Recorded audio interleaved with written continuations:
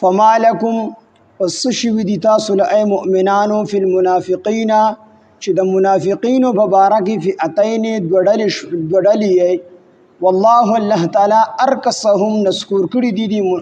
مؤمنانو او کافرانو لرا بما کسبو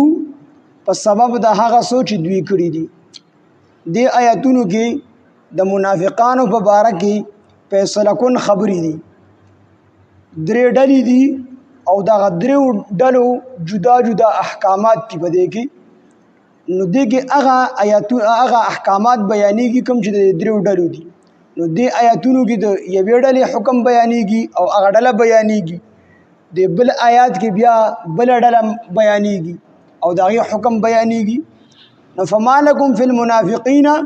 سشوی دی تاسو له ای مؤمنانو فی المنافقین د منافقانو په حق لباندې فئتین دوړلې والله الله تعالی ارکسهم نسکور کړي دی لرا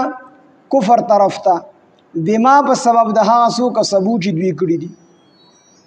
مجاهد رحمت الله علیه نجکم دې نقل کړی شوی دی چې هغه فرمایي چې مدینه منوره ته بعضی مشرکین مکه او وړل رااله یعنی مشرکین مکه رااله مدینه منوره او التکی ځان مسلمان ظاهر کو او د نبی علیه الصلاۃ والسلام په خدمت کې سو وخت پورې پاتې شو بیا باندې وکړل چې زموږ تجارت په غرض باندې مکه مکرمه ته واپس کړه لړ شو تجارت کو واپس پرا شو چې د مدینه منوره نه روان شو مکه مکرمه ته را ورسېدل نو دی واپس بیا مدینه منوره ته لاندل نو د دې په حق لباندې مؤمنان دوړل شو صحابه بعض صحابه وی چې دا مؤمنانو راغلیو ایمان راوړیو هجرت کړو خو واپس تللی دي د عذر د وجنه واپس نه دی راغلی او بعض مؤمنانو چې نه دا کافر وو او واپس لاړو دارالکفر ته لاړو او وسم کافران دي چې کوم دی یوې ډلې دي ته مسلمانان وي او بلې ډلې ته کافران وي ځکه په هغه وخت کې د هجرت نبی علیه السلام نه راواخلي فتح مکه پورې چې مکه لا نه فتح شوی تر دغه ټیمه پورې هجرت دا شرط ایمان د پاره یعنی سړی ایمان به الله غي قابل قبول چې تر څو به د هجرت نه وکړي بغیر د عذر نه بدی د هجرت نه پاتې کېدو کو یو سړی بغیر د عذر نه د هجرت نه پاتې شو نو دا بیا مسلمان نه حسابېدو ځکه تر دغه وخت پورې د ایمان د پاره شرط کلمه به ویلا او هجرت به کو او چا به تشه کلمه ویلا او هجرت به نه کوم دغه ایمان با قابل قبول نو هجرت په دغه ټیم کې فرض لکه څنګه چې کلمه ویل دا فرض دي نو د دې په اړه کې دوا ډلې شو صحابه با صحابه چې دا مسلمانانو خو د عذر د وجې نه چې کوم د هجرت واپس اونکو تلی دی ته بغیر شوی او بعض صحابه و جنا دا کافرانو او کافر پاتې شو دی کفر طرف ته نسکور کړی دي بما په سبب د هغه عملونو کسبو چې دی کړی دي دا هجرت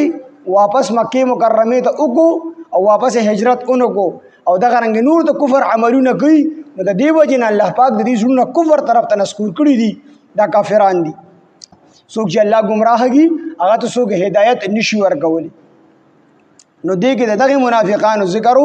الله د غیب بارک د آیاتونو نازل کړل چې دا صحیح کافران دي د مؤمنان نه دي مبارک نیک ګمان مګوي دا کافران دي راغلی وو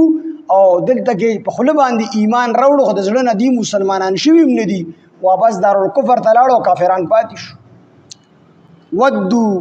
او مهد الله او فرمایل چې والله ارکسهم الله پاک جل جلاله نسکور کړی دي دوی لرا کفر طرف ته کفر ته نسکور کړی څه د وجې نه دي